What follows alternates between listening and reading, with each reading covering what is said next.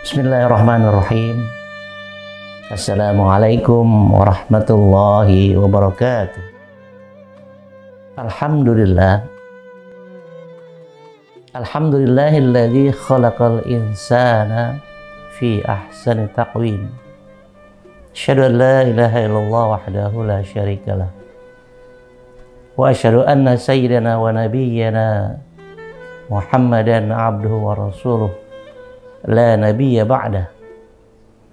Allahumma salli wa sallim wa barik ala sayyidina maulana Muhammadin wa ala alihi wa sahbihi ajma'in. Amma ba'd. Pemirsa siar senja Ramadan yang rahimakumullah, alhamdulillah kita berjumpa kembali. Pada kesempatan yang berbahagia ini, kami akan membawakan sebuah tema yang sederhana, yang insya Allah tema ini kita dekat dengan kehidupan kita sehari-hari, yaitu tujuan Allah Subhanahu wa Ta'ala menciptakan makhluk yang bernama jin dan manusia. Mirsa siar senja Ramadan rahimakumullah, kita sering bahkan sudah hafal barangkali mendengar ayat tentang tujuan Allah Subhanahu wa Ta'ala menciptakan jin dan manusia. Itu terdapat dalam surah Az-Zariyat ayat 56. Allah Subhanahu wa Ta'ala berfirman, A'udzu billahi minasyaitonir rajim. Bismillahirrahmanirrahim. Wa ma khalaqtul jinna wal insa illa liya'budun. Yang artinya, aku tidak menciptakan jin dan manusia, kata Allah, kecuali hanya untuk menyembah kepadaku. Pemirsa syiar senja Ramadan rahimakumullah, pada atau dalam tafsir Ibnu Katsir ada dua pendapat para ahli tafsir menjelaskan makna dari ayat ini. Yang pertama, Ibnu Jarir, beliau berpendapat bahwa wa ma khalaqtul jinna wal insa illa liya'budun, diciptakannya jin dan manusia itu bukan berarti Allah yang membutuhkan mereka, tetapi semata-mata Allah menginginkan agar mereka mengakui, agar jin dan manusia mengakui kehambaannya kepada Allah Subhanahu wa Ta'ala, bukan karena Allah butuh kepada mereka. Kemudian yang pendapat kedua, Ibnu Jurair, yang menjelaskan bahwa makna ma khalaqtul jinna wal insa illa liya'budun adalah agar jin dan manusia itu semata-mata agar mengenal Allah Subhanahu wa Ta'ala. Pemirsa siarnya rahimakumullah, tentu ini sebuah makna yang kedua-duanya bermakna positif, ditujukan atau diorientasikan, diciptakan kedua makhluk ini, jin dan manusia, adalah untuk mengabdi, menyembah, dan tunduk kepada Allah Subhanahu wa Ta'ala. Maka dari kedua ahli tafsir ini paling tidak sepatutnya lah kita manusia dan juga jin itu harus tunduk taat kepada Allah Subhanahu wa Ta'ala agar sesuai dengan tujuan diciptakan kita atau manusia dan jin oleh Allah Subhanahu wa Ta'ala.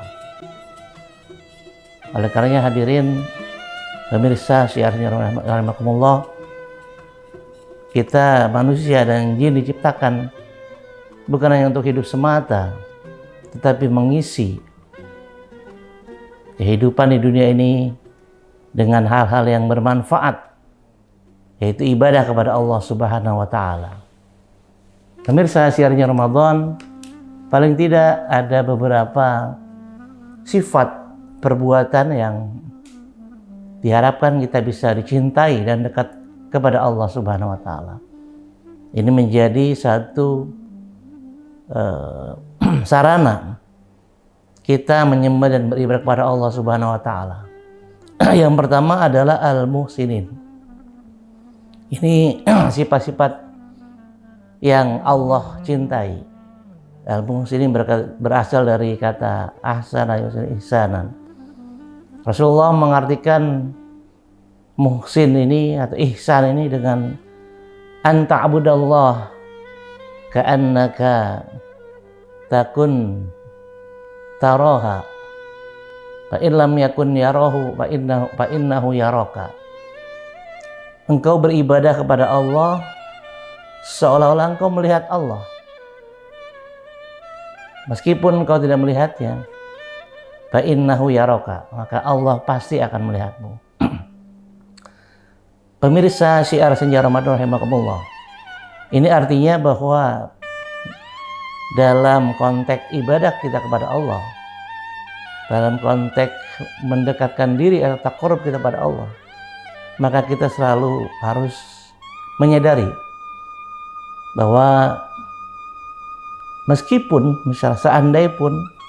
seandainya pun kita tidak bisa melihat Allah pada saat beribadah, tetapi Allah pasti yakin akan melihat proses ibadah kita kepadanya. Jadi sekecil apapun perbuatan ibadah kita, sekecil apapun perbuatan baik kita, pasti akan dilihat oleh Allah Subhanahu wa taala dan pasti akan diberikan ujrah atau ganjaran yang setimpal dengan apa yang kita perbuat.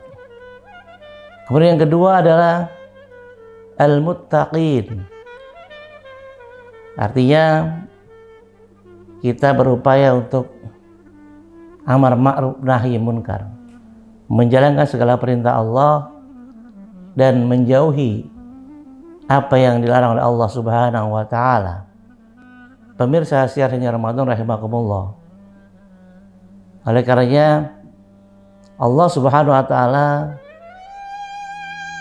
dalam konteks agar hambanya bertakwa kepadanya, maka kita harus berupaya semaksimal mungkin, berikhtiar sebaik mungkin untuk selalu berada dalam perintah-perintahnya, untuk selalu melakukan semua perintah Allah, dan juga berupaya semaksimal mungkin untuk menjauhi segala larangan Allah Subhanahu wa taala, termasuk juga dalam konteks ibadah baik yang mahdhah maupun yang ghair mahdhah, seperti sholat, puasa, membayar zakat, pergi haji, ghair mahdhahnya. Itu harus kita laksanakan dengan sebaik-baiknya. Maupun ibadah ghair mahdhahnya, berinteraksi dengan sesama, dengan alam, berinteraksi dengan makhluk lainnya, itu juga harus kita lakukan sebaik mungkin agar dalam pelaksanaannya kita selalu berada dalam garis takwa kepada Allah Subhanahu wa taala. Pemirsa syiarnya Ramadan rahimakumullah. Kemudian yang ketiga ada al-muqsitin. Kita diperintahkan oleh Allah Subhanahu wa taala untuk berlaku adil. Di al-muqsitin ini setara maknanya dengan al-adl. Meskipun dalam Al-Quran perintah yang Allah berikan dalam konteks al-muqsitin bukan al-adl, tetapi al-qist. Artinya sama dengan berlaku adil kepada siapapun, kepada sesama makhluk Allah Subhanahu wa taala. Pemirsa syiarnya Ramadan rahimakumullah. Kemudian yang berikut ada at-tawwabina dan al-mutatahhirin. Ini dua kata yang saling dan sering digandengkan. Innallaha yuhibbut tawwabina wa yuhibbul mutatahhirin. Allah mencintai, menyukai orang-orang yang bertaubat dan mensucikan diri. Jadi ketika kita sudah bertaubat, maka otomatis kita suka atau otomatis kita sudah mensucikan diri kita lahir batin, zahir dan batin. Dan ini juga bagian yang sangat dicintai oleh Allah Subhanahu wa Ta'ala. Kita berupaya sebagai hambanya, bagi bagian kita beribadah kepada Allah adalah berupaya untuk selalu at-tawwabin dan al-mutatahhirin, menjadi orang-orang yang selalu bertobat dan selalu mensucikan diri kita, baik suci kata, pikiran, hati dan sebagainya. Sehingga insyaallah dengan at-tawwabina wal mutatahhirin ini kita dimudahkan, dicintai oleh Allah Subhanahu wa Ta'ala. Pemirsa syiarnya rahimakumullah, kemudian yang berikut ada as-sabirin. Ini juga sering disinggung bagian atau fase yang cukup tinggi dalam kaitannya kita dekat dengan Allah. Kita berupaya menjadi orang-orang yang sabar, berupaya menjadi orang-orang yang bisa menahan hawa nafsu kita, menakar apa yang kita lakukan, sehingga kita tidak asal bekerja dan beribadah, tapi dalam konteks kita beribadah kepada Allah, kita harus sabar dalam beribadah kepada Allah, sabar dalam meninggalkan apa yang dilarang oleh Allah Subhanahu wa Ta'ala. Innallaha ma'as sabirin. Sungguhnya Allah berserta orang-orang yang sabar.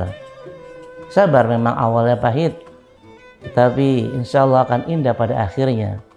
Dan Allah begitu banyak menjanjikan kebaikan-kebaikan dan karunia-karunia terindah, khususnya bagi orang-orang yang bersabar dalam menjalankan ibadah kepada Allah, mau bersabar dalam meninggalkan larangan Allah Subhanahu wa Ta'ala. Pemirsa siar hanya Ramadan rahimakumullah. Kemudian yang terakhir adalah al-mutawakkilin. Ini bagian juga yang penting, yang positif, yang harus kita asah. Kita harus berusaha dalam konteks meraih cita-cita kita, dalam konteks sukses kehidupan kita, baik di dunia maupun di akhirat.